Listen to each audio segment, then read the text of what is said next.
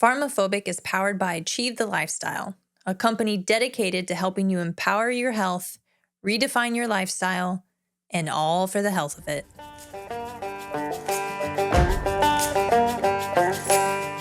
You're listening to PharmaPhobic, where we challenge the state of health in America. I'm Janie, a physician assistant, and I've seen how healthcare keeps people dependent instead of truly healthy. And I'm Dan, a veteran turned fitness pro here to uncover the truth and explore simple and sustainable health solutions. From big pharma to big food, we're exposing the conflicts of interest keeping us sick and finding better ways to take back our health. No fluff, no gimmicks, just real talk, real solutions, and a little bit of fun along the way.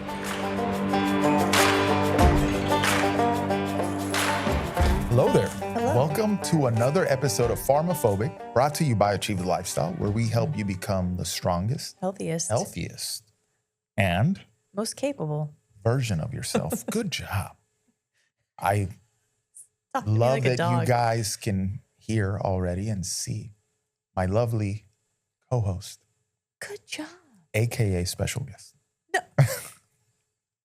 The one and only, the lovely, the woman that brings peace to the Brown household. Miss Janie Brown, how are you Because I doing? do everything. Hi, I'm doing great. Thank you. Because you do girl, stop. Do everything. I do stuff. Dan's like zen, drinking his coffee, and I'm like, take the dogs out, do the dishes. I thank you for that. I do need those moments. I feel like I'm rushing everywhere. My hair is on fire every day, hence I don't have any. Anyway, I got some health news for you. You ready? You ready for these health news? Why you gotta say it seductive like that? Because I'm trying to get you intrigued. I'm trying to get people to join in intrigue on what we're going to talk about today. Got it. I think this video went pretty viral. A lot of people posted Oh, it. yes. Mhm. And Kentucky. in Kentucky, this strong, sturdy woman. And she is stubborn as a bull. Like, I love it. I dig it. Kentucky farmers, these AI data center type building people, came to their farm and offered them $26 million for their land. Woo-wee. And that lady said, no, thank you. Mm-hmm. Now, here's the thing. Looking into it, in Kentucky, the going rate for farmland and acreage is about $6,000 an acre.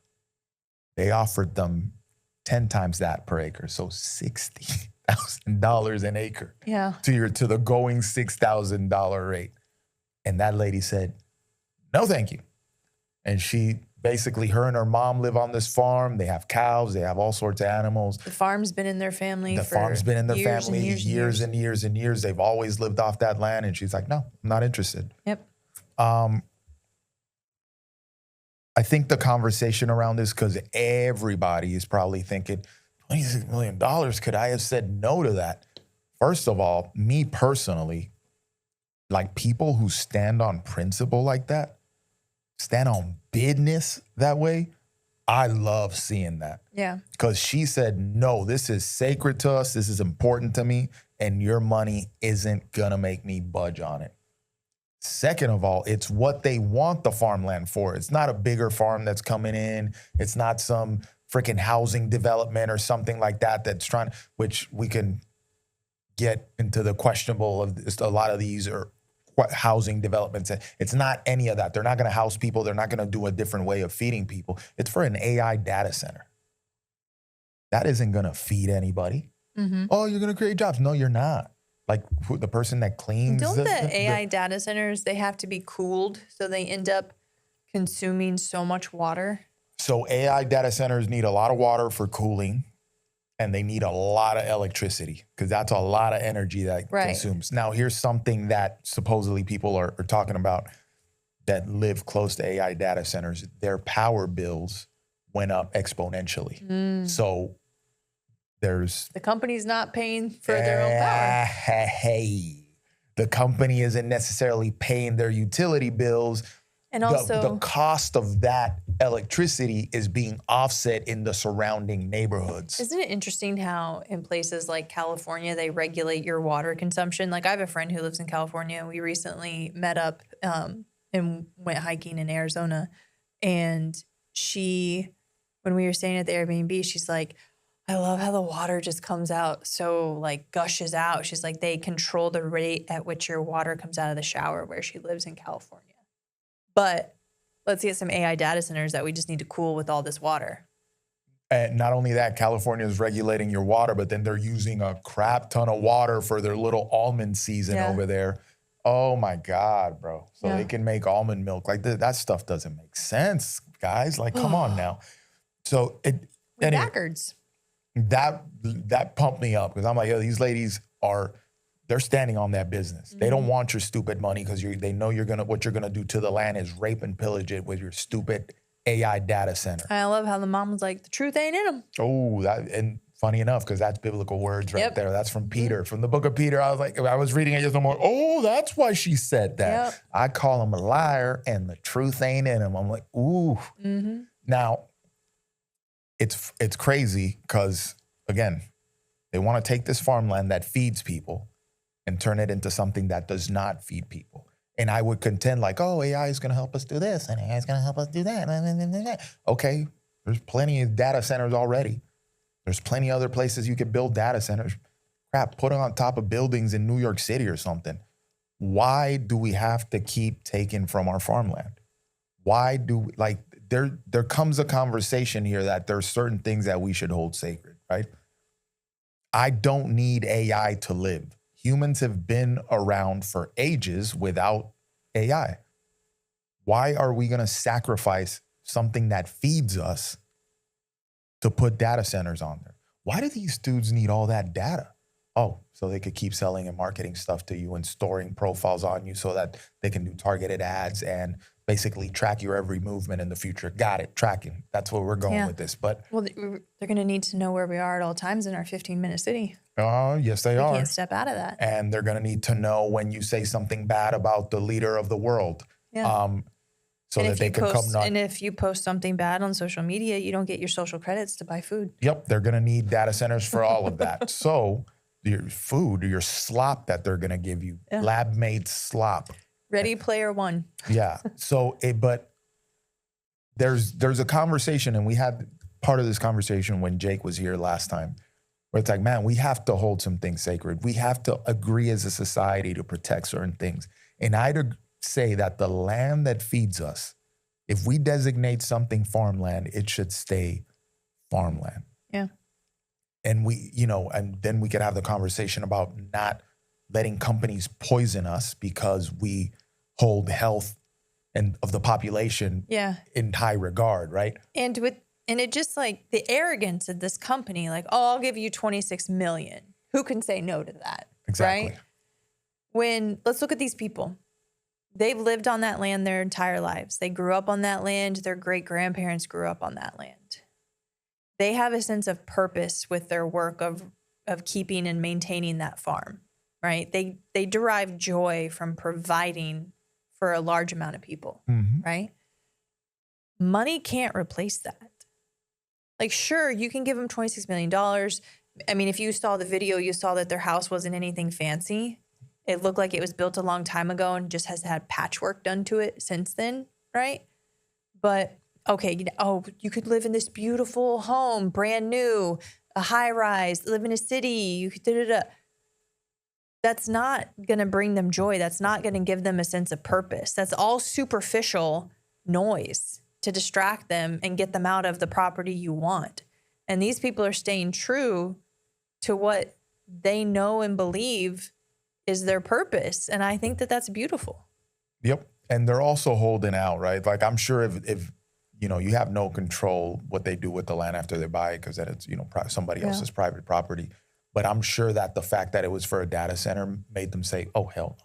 Yeah. Because it's like that serves no purpose, right? And what I really hope is that they have access to a good legal team, because I could just see big companies taking advantage of people like that. Not today, but I don't. years down the My road. thought didn't go to a good legal team. I hope that they're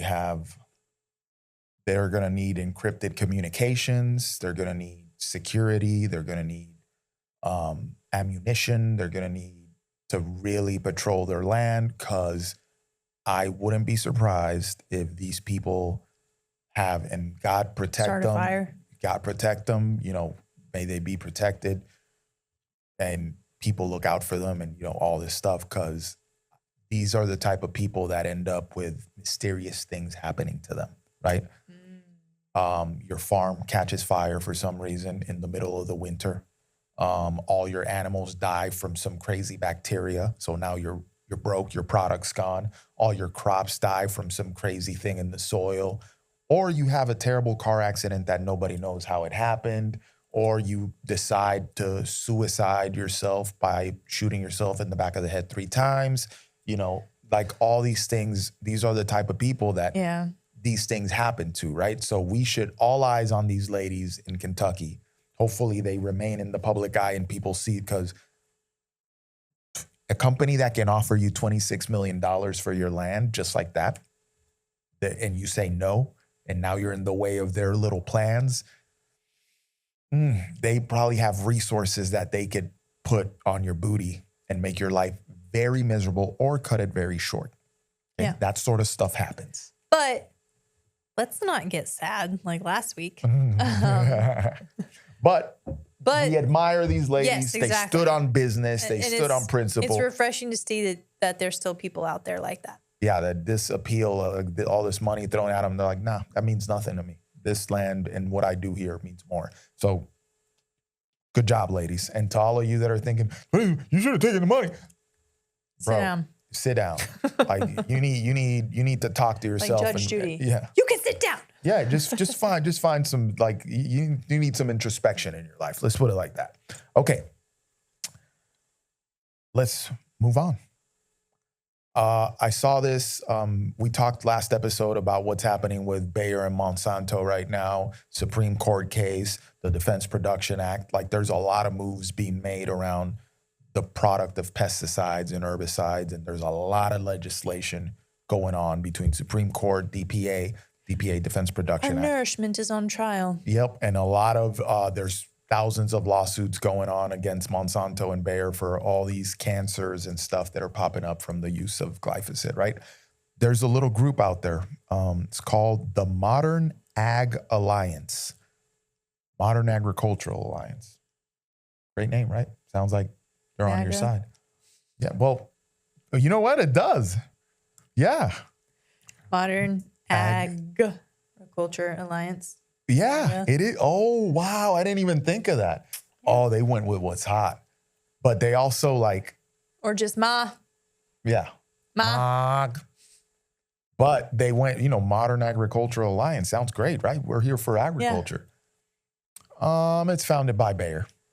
Oof. It's funded by Bayer. Yeah. It's founded by Bayer, and it says it right there on their page this is a Bayer agency, and their whole aim, old man filters on. It's like a sheep security company sponsored by wolves. Yeah, it's a sheep security company, and it's run. Oh, I'll just send you one of my security guards. He's a wolf. Yeah. Their whole thing is protecting basically the continued innovation in farming by ensuring that pesticide labeling and pesticides registered with the EPA are sold under labels consistent with EPA determinations, meaning EPA said it's good to go. No. We don't need to add any other labels. Well, we talked about product. it. They gave the EPA insufficient studies. Yeah, they gave them the one study. The EPA was like, gave them the okie dokie when they didn't give them all the information. So now they're saying like, but the EPA, let's just follow them because we bought them out. So we're good. The one study that was retracted that ignored the 4 other studies that said the opposite, that study. Yeah. They already got bills passed. So 2 states already folded because these people basically, it's a lobby group. They go to all these state legislatures. Show me a lobbyist that's not. And some dirty stuff. Yeah, I just. Yeah. That I honestly, lobbying should die. real talk. Like if you They get paid a lot of money. and not only they schmooze these freaking they schmooze politicians so bad.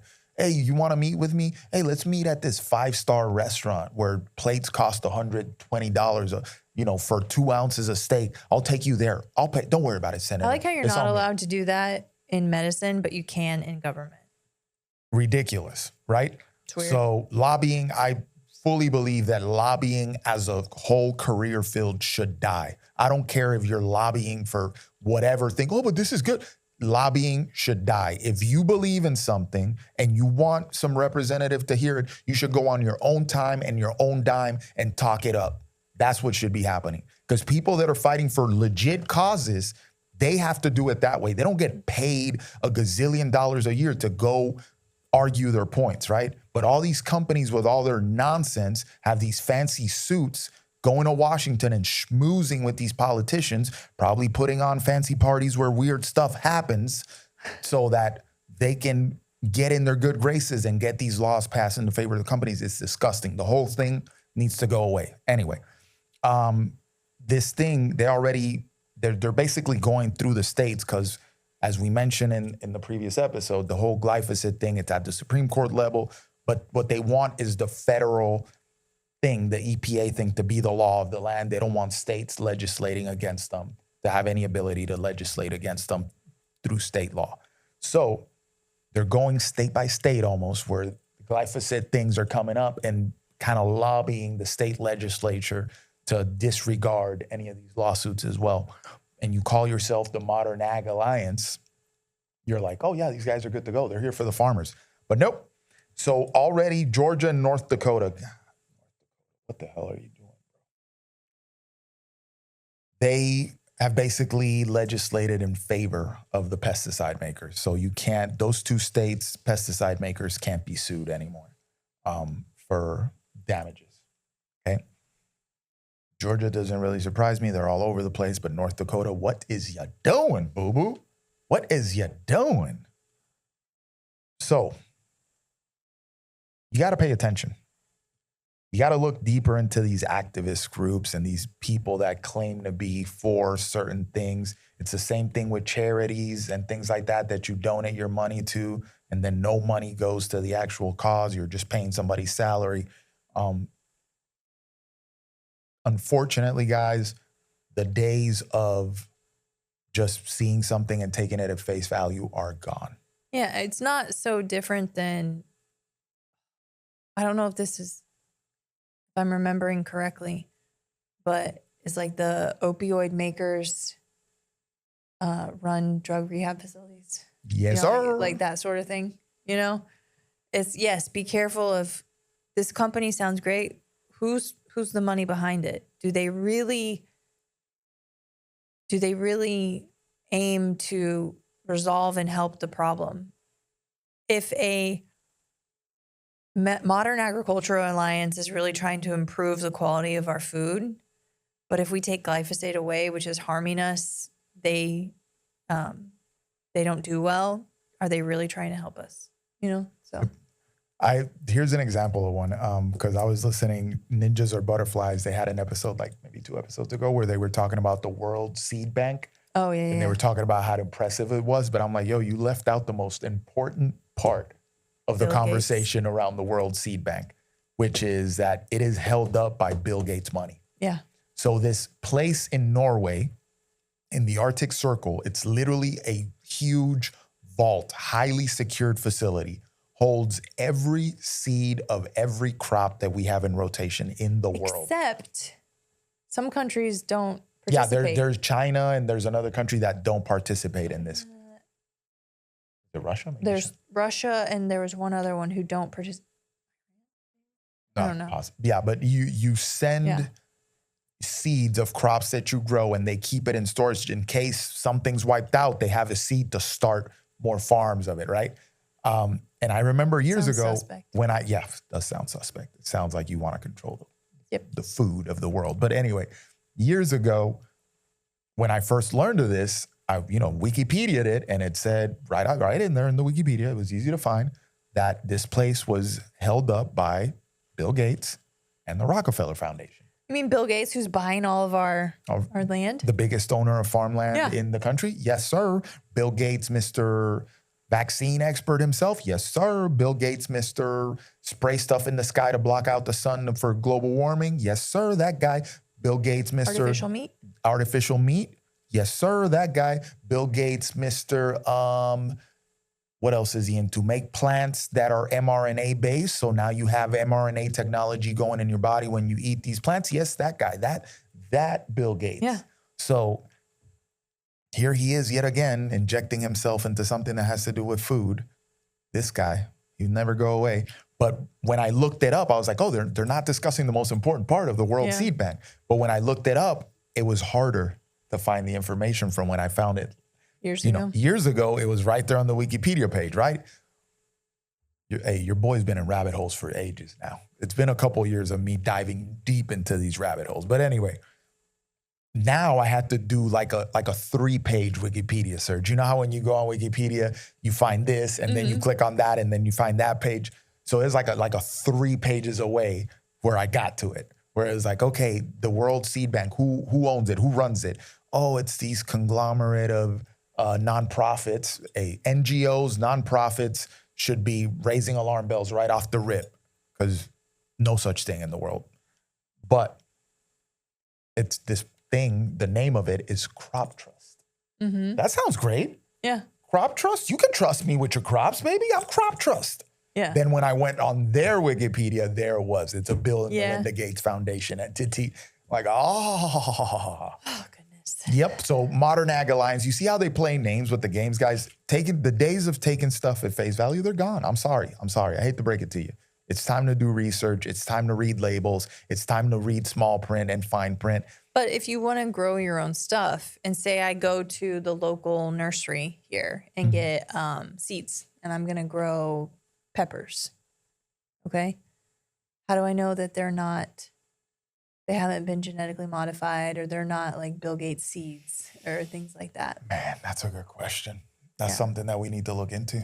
Yeah. They probably are Bill Gates seeds, you know? That's something to look into. Yeah. Yeah, that's wild. But anyway, just beware, guys. Read the fine print. Take even videos now these days. You can't take anything. Like we're entering a time where everything, if you weren't questioning everything already, you're going to have to question everything and then some. Yeah. Because your eyes will deceive you and people will name themselves good and be evil. And things that are good will be labeled evil. Like this is crazy where the way we're going. The world is literally upside down. But anyway, moving on from that, talking about things that seem great, but when you dig into them, they're not. Girl Scout cookies, baby. Girl Scout cookies, right? What was your favorite Girl Scout cookie? I never had one. You know what? Because they weren't chocolatey enough for me. Girl Scout, like the chocolate Girl Scout cookie has mint in it. That's a sacrilege. That's a desecration. That's a little frozen treat. You put that in the freezer. No. That is sacrilege. That is a desecration of chocolate. When you put mint on my chocolate, you are slapping me across the face. No, it's not. Have you ever had a mint peppermint patty? It's terrible. It's delicious. It's terrible. Junior mints? Terrible. And then the other cookie Who did I marry? Listen, you like girl, you do not put mint on my chocolate. You can put caramel on my chocolate. It's like that. So refreshing. I'll do but sweet at the same time. I'll do strawberries with my chocolate. Yeah, we could do that. We do coffee with my chocolate, but we were not doing mint with chocolate. That is not a thing. He judges me hard if I get mint chocolate chip ice cream. The Lord rebuke you.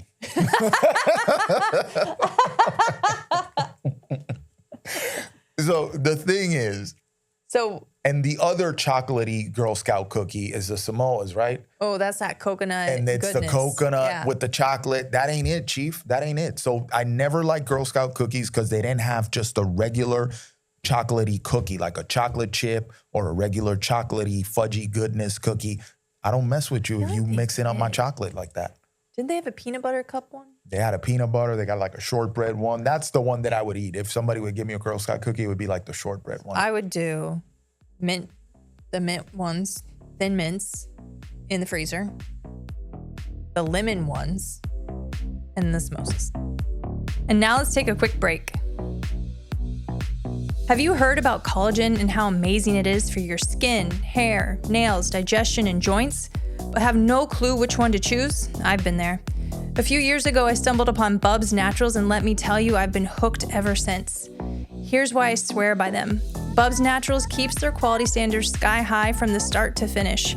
Their collagen blends perfectly in coffee, or really any other beverage you love. Plus, they've got convenient to-go packs so you can stay on track wherever life takes you. And it doesn't stop there. They'll donate 10% of all of their proceeds to charities that support veterans. How awesome is that? Oh, and they've leveled up their electrolytes too. The mixed berry, that's my absolute favorite. It's light, refreshing, and not overly sweet. What sealed the deal for me? Their electrolytes are NSF certified, made right here in the USA, and just like their collagen, every purchase helps give back. So do your body a favor, head to bubnaturals.com and use my code JANE20 at checkout for 20% off every time you order. Tired of looking like you lost a fight with a powdered donut every time you work out? Yeah, I was too. That's why I ditched the messy chalk and switched to Chalkless. Chalkless is a new, clean, residue-free grip enhancer that goes on in seconds and lasts for hours. No clouds, no cleanup, just a rock-solid grip. Whether you're crushing it in the gym, dominating on the pickleball court, or hanging on a rock face like Spider-Man, Chalkless has your back. I even hit my 350-pound deadlift PR at Summer Strong using Chalkless. Locked in, zero slip, total confidence. Ready to level up your grip game? Head over to chalkless.com and use code JaneBrown to snag 10% off your order. Oh my God, that sounds terrible. That sounds horrible. No, it doesn't. Oh, well. Your opinion is not everyone's opinion. No, I know there's some chocolate purists out there. I know y'all out there, right? And you know what I'm talking about. When you start mixing stuff with your chocolate, it just ain't right. It just ain't right, guys. It just ain't right. Like, I remember one time somebody told me that mixing passion fruit with chocolate protein was going to be fire. Okay. It was going to be fire. So the thing is, here's the thing. Dan can't buy his own stuff for a smoothie. He's like, I want dragon fruit for my smoothie. And I'm like, okay. Dragon fruit goes well with chocolate protein. And so I'm like, at the grocery store, dragon fruit and passion fruit right beside each other. I just grabbed one, right? I accidentally grabbed passion fruit. And he was like, it's passion fruit, not dragon fruit. And I'm like, it's fine. You put it in a smoothie, you put spinach in a smoothie, you can't taste it. I'm like, this will be fine. It was not fine. I grew up with passion fruit. It did not taste good. Being from Puerto Rico, I grew up eating a lot of passion fruit.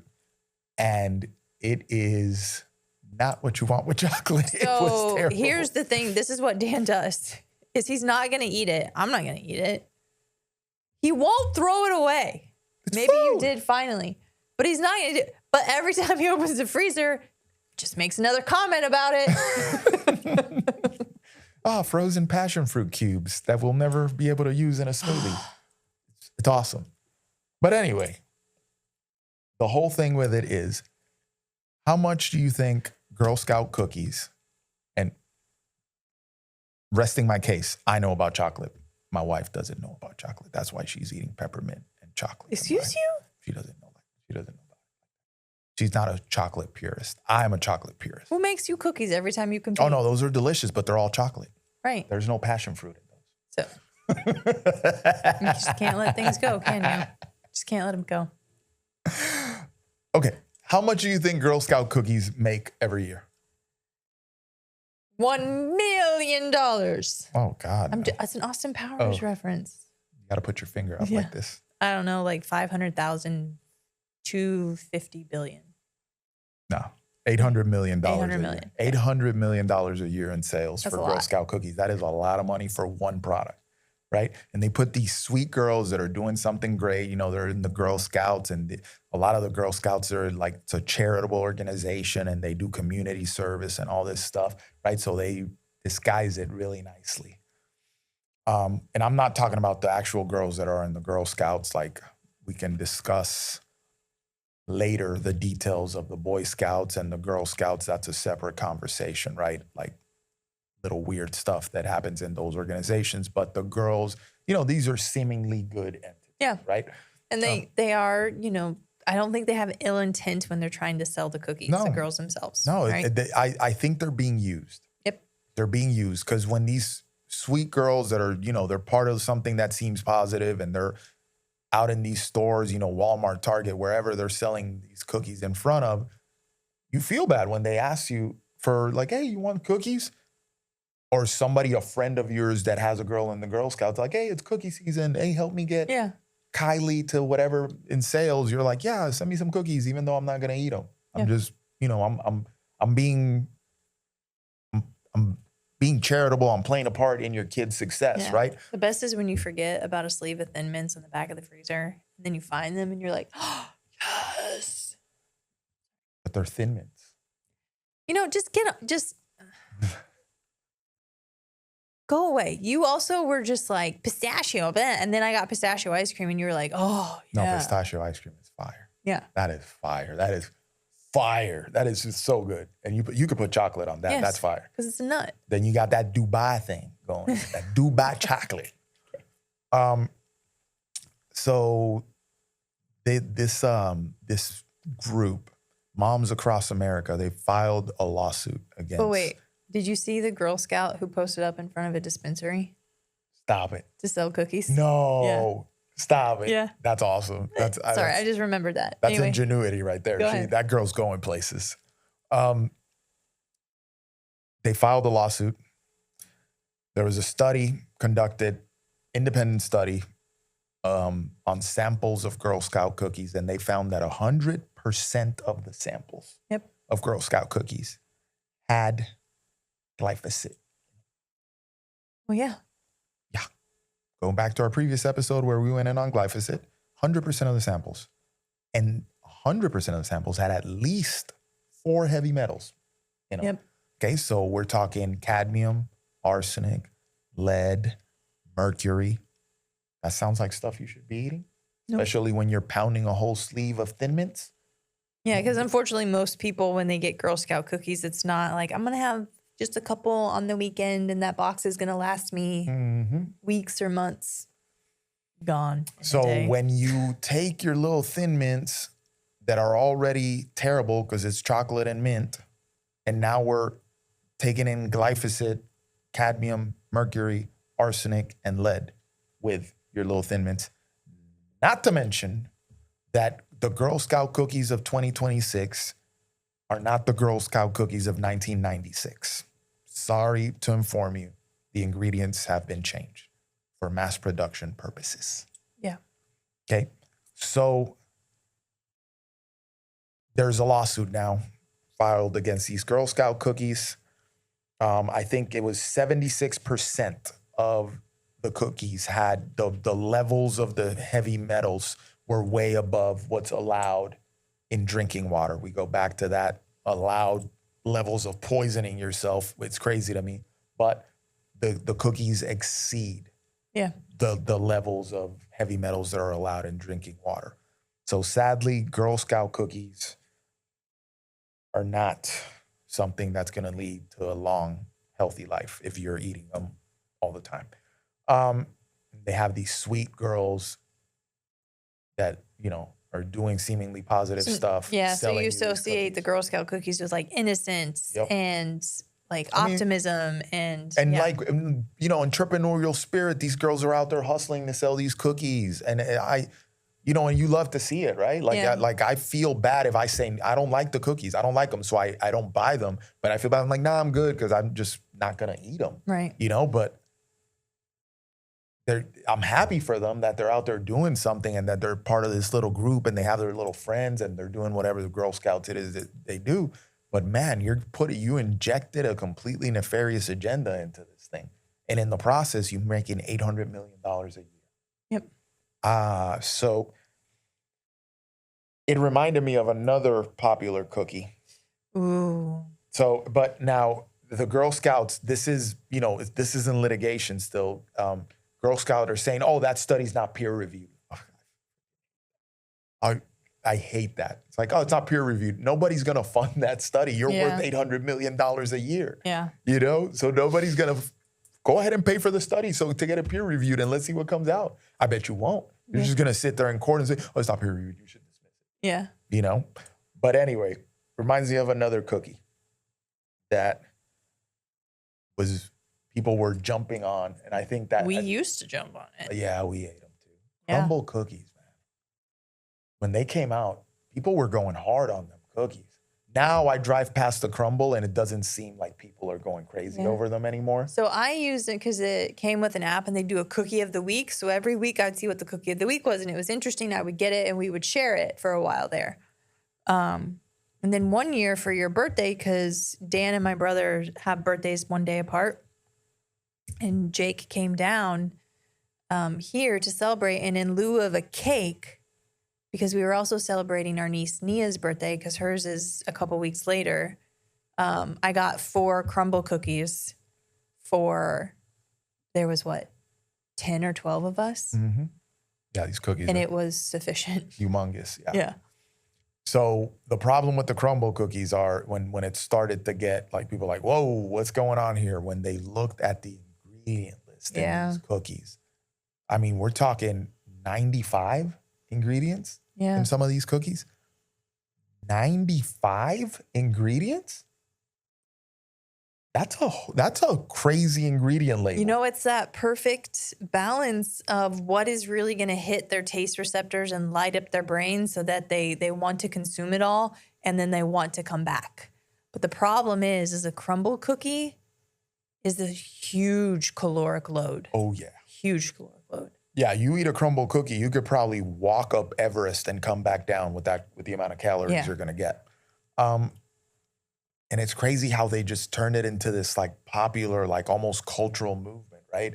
Where people are lining up at Crumble and it was like a thing to do. Go get you a crumble cookie and try these crazy cookies. Yeah. So sad because cookies are awesome, right? Cookies are awesome. Yeah. Like cookies are a reminder of your childhood.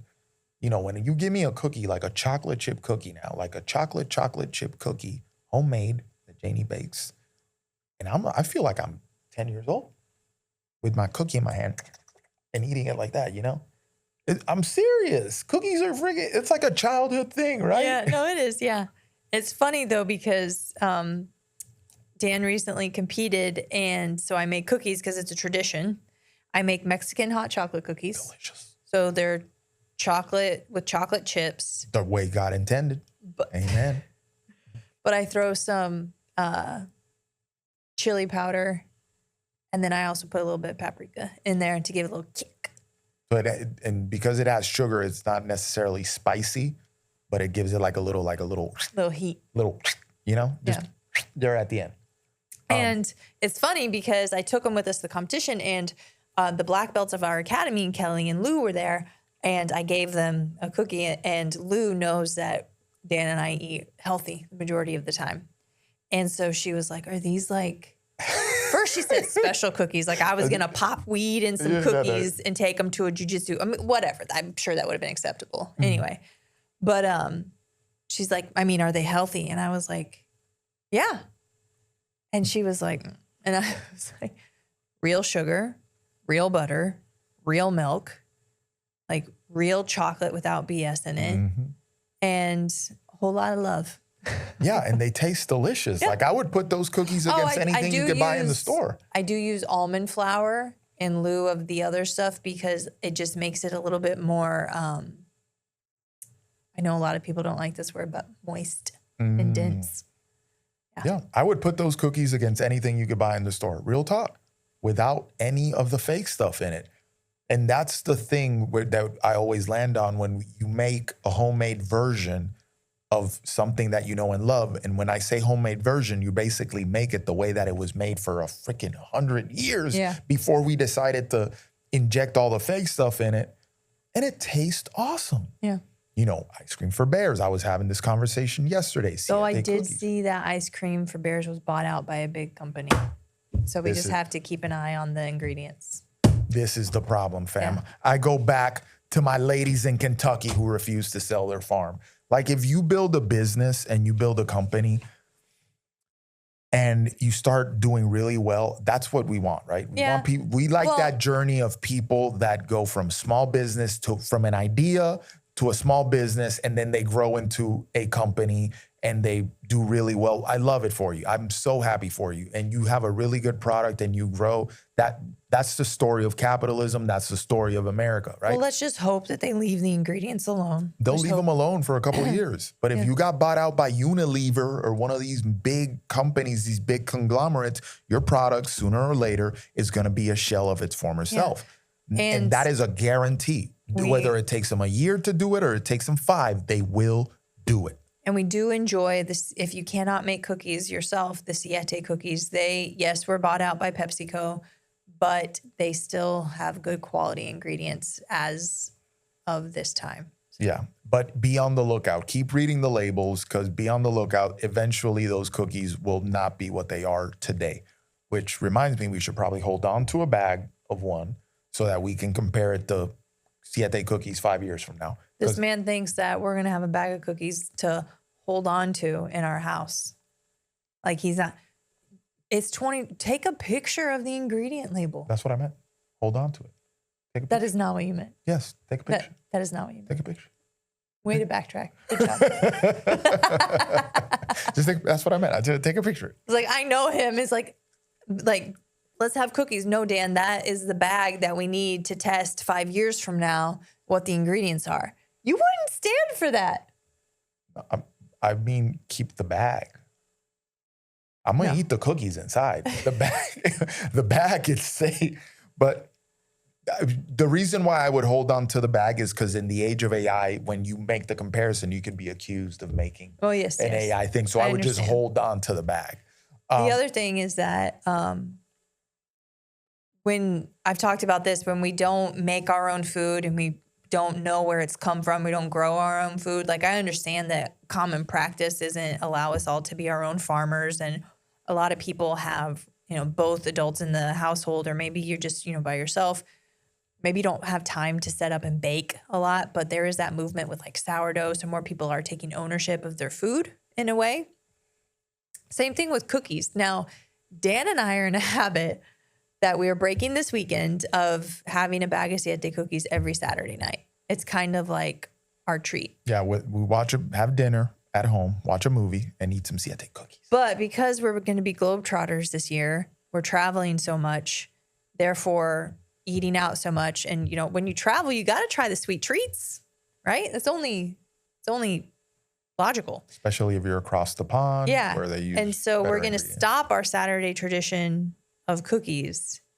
And I just was thinking how when we outsource, like going to the grocery store, just bagging or grabbing a bag of cookies, how much more easy it is to overconsume it. But like growing up, we didn't have cookies every single weekend because somebody had to make them. Yep. Right. And now like I make cookies for special occasions, and which then decreases our load of, because cookies are going to be a little bit more calorically dense, right? And plus, if they're really good, you're going to eat more likely. I mean, we ate all those cookies on the way back from. I know. I offer them to people, and they're like, "I don't make very many," and they're like, "Oh no, it's okay." And I'm like, "No, take them because we're going to eat them." Oh. But it's one of those things like maybe we should get in the habit of making our own cookies instead of buying Sietes all the time, so that way it's less frequent. Yeah, it just. When you make your own food, you make your own version of something that is, super conventional. You understand that when you read those ingredient labels in the store. And it's 45 and you're just like. You understand that stuff is completely unnecessary, right? I used 7 things. I know what every one of those things was. And I made this delicious treat. And you guys are using 50 ingredients. 49 of them are fake. And you make it delicious, quote unquote. And it goes back to using more real natural ingredients. So my mom loves to bake cookies. Any holiday, she'll send, cookies. We've had to ask her not to or to send less. And now I've asked her to stop using Crisco in the cookies she makes for us. Literally 100. And so now she'll make chocolate chip cookies for Dan because I think you've gained favor. But kidding. But without Crisco, made with only butter.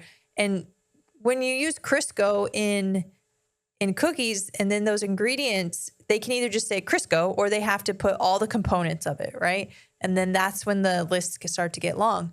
But if you're using eggs, butter, sugar, milk, vanilla, salt, baking soda. What is it that she puts in those cookies? Is it cinnamon or is cinnamon in the chocolate chip cookies? She puts some cinnamon in it. That's what you like. They are fire. Yeah. Chocolate chip cookies. Fire. Yeah. Like ridiculously good. Yeah. And then, you can prioritize like with the cookies I made for Dan. I use cocoa powder that doesn't have a lot of BS in it. I use the flour that doesn't have BS in it. And I choose the chocolate chips that don't have a ton of BS in them. So you have more control that way. Mm-hmm. Make cookies at home, guys. I want you to enjoy cookies. Cookies are part of things that bring us joy. They make you feel good. They make you feel like you're 10 years old again. Make them at home. I love a good either shortbread or like oatmeal raisin cookie with a cup of coffee in the morning. Yeah, and if it's a homemade cookie, you're going to crush it. It's going to be delicious. And then these things start getting you thinking, why am I eating this other stuff when this really good stuff with stuff that I know what it is in it is delicious? Mm-hmm. It's not like these companies manufacture a flavor that can't be replicated, right? Anyway, we're going to finish up here with some health tips, guys, to protect yourself from the agendas of people that go to islands and do weird things with other people. First one, we talked about glyphosate in this episode. We talked about it in the previous episode. Things that you can do to minimize your toxic load. One is washing your produce. Word. Yep. Now, more so than just rinsing it in the faucet with water that probably has glyphosate in it too. It depends on what state you're living in. You can soak your produce in baking soda. Yep.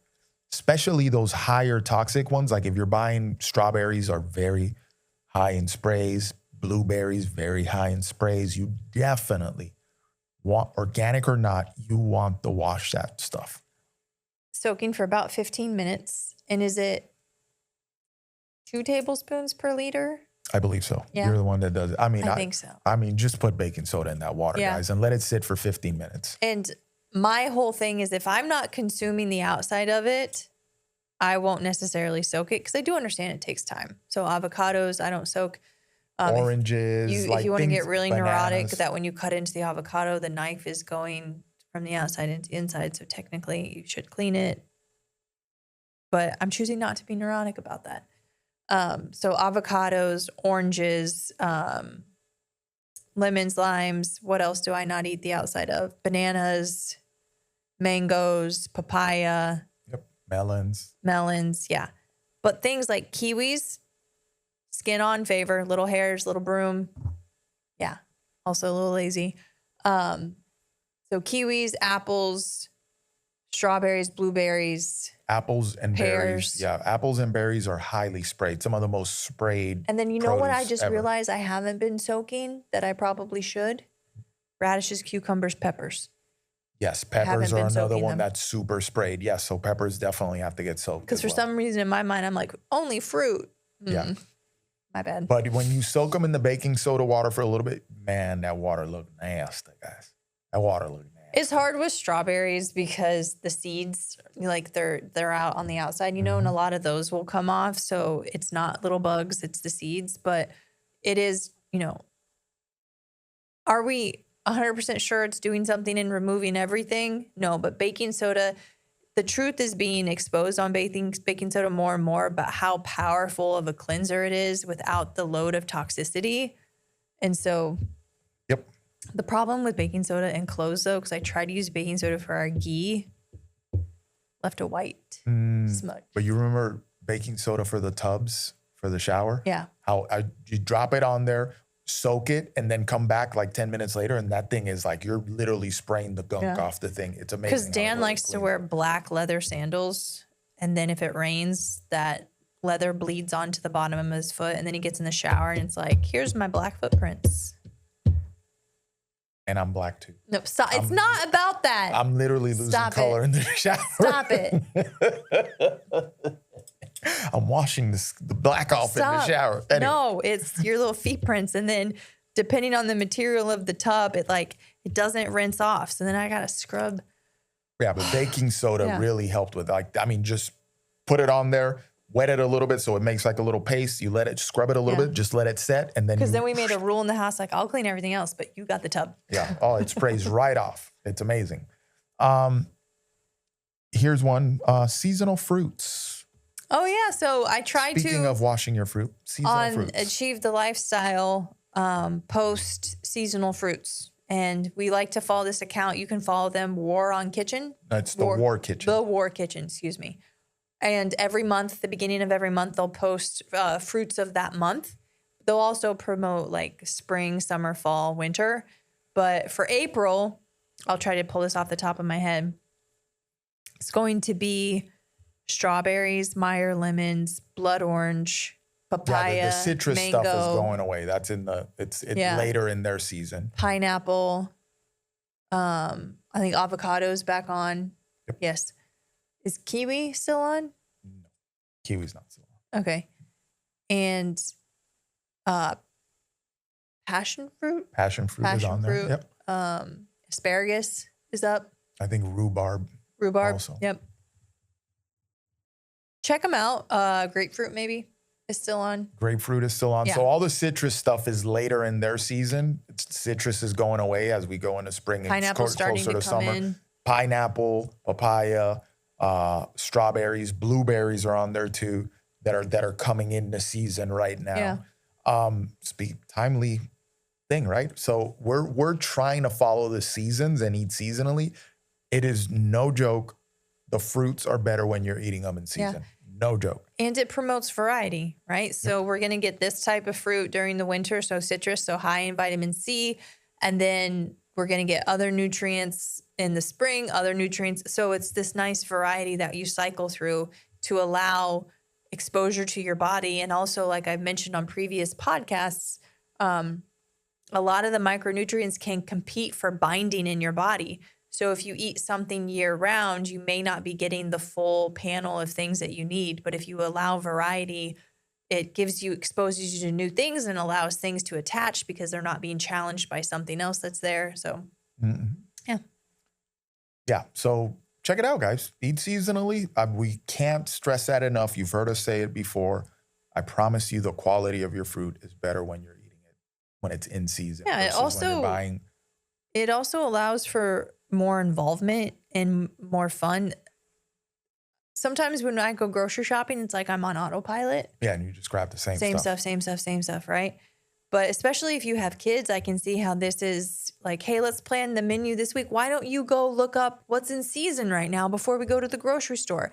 We're getting more involvement of the whole family into purchasing food that's then going to nourish our body. And then you can like have a little side quest of why are pineapples good for us? What does it have? It has bromelain. What does bromelain do? And that, I think that's just, there's a wealth of knowledge just by making a choice to eat seasonally. And then you can have a lot of more say and involvement within the whole family of purchasing your food and then making dinners. Now your kids care about what they eat, and how is that going to benefit them when they're an adult? Yep. Apricots. I just remembered apricots are under too. Oh, okay. I couldn't remember apricots are nectarine. So, and it's something to, it just tastes better. Like I said, in season, it just tastes better, guys. Like literally no crap. You pick a strawberry out of season and it's like white on the inside. It barely has any taste. You eat it now and it's redder on the inside. The taste is different. Yeah. It's juicier. Hey, it's almost like things were ordained to work a certain way. Yep. And finally, here's a little tip from conversations that we've had this week. Gradual exposure to physical activity or building capability. So we had one person approach us that was saying she had an injury or something to her ankle. Yep. And if she was trying to increase her step count. So she has a chronic ankle injury. And if you've injured your ankle significantly in the past, it's pretty unforgiving. It'll always kind of peak back up because ankles they're more of a complex joint and they bear a lot of the weight, and you got to use them to move your body around, right? Same thing like with the knees. So she had a previous ankle injury and she's like, I try to go for walks. I know I'm supposed to walk 45, 60 minutes, to get that benefit, but my ankle hurts if I do it once and then I can't do it for 2 or 3 more days, and then I just don't want to hurt again, so I don't do it. And a lot of times people just, it may sound obvious, well, then don't walk that far, right? But when we're in our thing and we think, oh, I need to be walking a mile, it's hard for us to think of alternatives. That's where seeking out help can be very beneficial. So we just said to her, when does it start hurting? At a mile, right? Okay, so why don't you walk half a mile twice a day, or a quarter of a mile 3 times, just try to figure out where that is. She approached us last night. I separated my walk into twice a day, no pain. I'm doing it every day. Great. She found her way in, right? Yeah. I also had a conversation, one of my clients, her 80-some-year-old mother who's pretty ill, oxygen tank, all that jazz. Person didn't take care of herself ever a day in her life, but she wanted to start walking. We're like, ooh, that's good. Yeah. She should. And she had this grandiose idea of walking in some park in Boca. But my client's like, listen, the benches are too far. You're just going to wear yourself. It's too much. But I was like, no, take a wheelchair, let her walk a little bit, put her back on the wheelchair. And then let's say you get 100 steps today.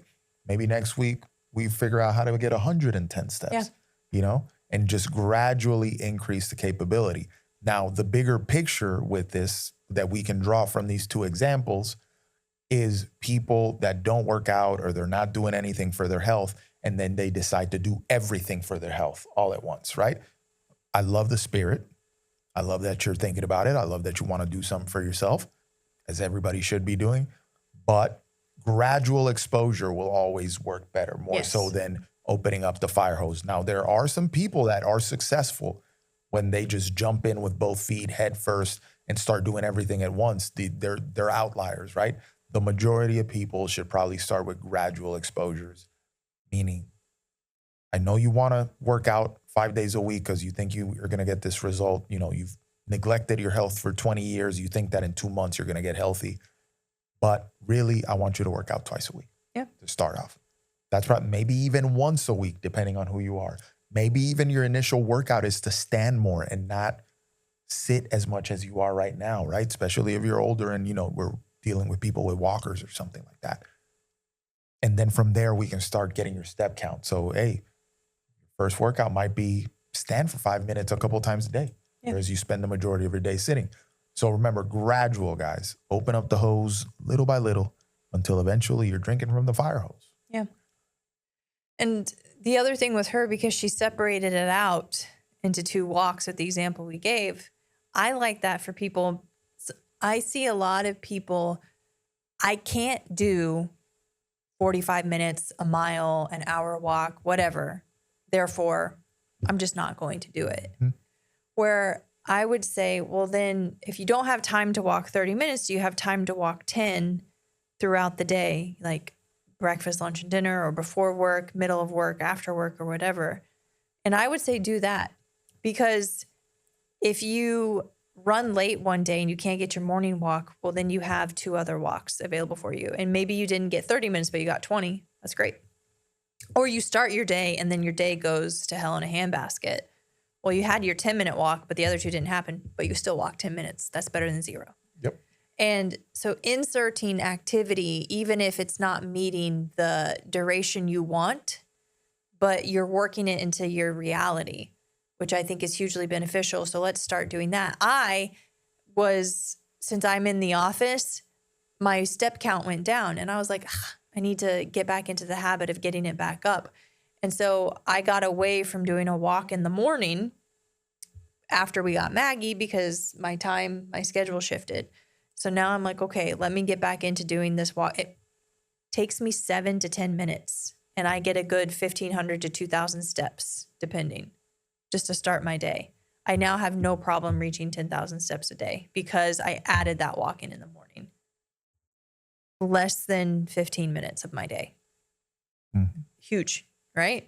And so let's start adding in things where we can, because the little things will build up and provide a cumulative effect for us for the better, instead of just saying, I can't do that, therefore I'm doing nothing. Yeah, and that's the takeaway here, right? Like, when you think about reducing your toxic load, not eating as much glyphosate, not eating as much fake ingredients, not, getting more exercise, all these things, you are looking for small victories that will compound and add up over time. Same way micro exposures to toxins eventually lead to some sort of disease over the years.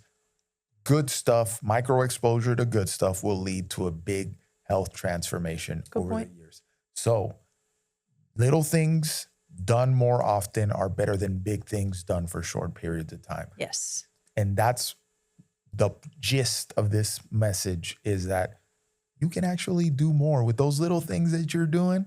You can actually do more for yourself than just sitting on your booty and saying, oh, I can't control it all, so I'm not going to control any of it. Yeah, right? Good point. That's what it comes down to. So with that in mind, guys, that's an episode. Anything you want to leave these people with? No. I got one thing. These tips that we're given, some of you might be like, oh, I take care of myself. I don't need to listen to this. So whatever. Nah, bro. I want you to take this episode and you share it. Do that when you share it, because it shares better if you do that, okay? Share it with somebody, your mom, your dad, your brother, your sister, your neighbor, somebody, your grandma, somebody that isn't doing anything and needs these little tips. Yeah. And share the episode with them. Be like, yo, these people are talking about some stuff that you could do. Go ahead and listen to them, Yeah. Or these people are confirming stuff that I've been telling you that you thought I was crazy, but here we go. They're giving you some sources for you to look up this information and realize that these island people are out to get you. All right. So if you need more help or want more information, you can visit our website at achievethelifestyle.com. There's a contact button you can hit that will go to us, or you can just email us directly at info@achievethelifestyle.com. Or if you're on the Instagram, you can shoot us a DM, because it go down in the DM. We are at Achieve the Lifestyle. Yep. With that in mind, guys, do some little things that are going to pay big dividends later in life, that are going to compound into good stuff, good health gains. Share this episode. Yep. If you found this helpful. And till the next one, guys, I need you to eat seasonal fruit and stay PharmaPhobic. Thanks for listening to the PharmaPhobic podcast. If you found this conversation interesting, which I know you did, make sure to follow us on Apple, Spotify, or wherever you get your podcasts. And also make sure to check us out on Instagram at Achieve the Lifestyle. And if you're interested in pursuing a stronger, healthier, more capable version of yourself, check out our website at achievethelifestyle.com. The PharmaPhobic podcast is for informational and entertainment purposes only. The views expressed are those of the hosts and guests and do not constitute medical, legal, or professional advice. Always consult a qualified healthcare provider before making any medical or wellness decisions. While we discuss pharmaceutical, holistic, and alternative health topics, our content is not a substitute for professional medical guidance.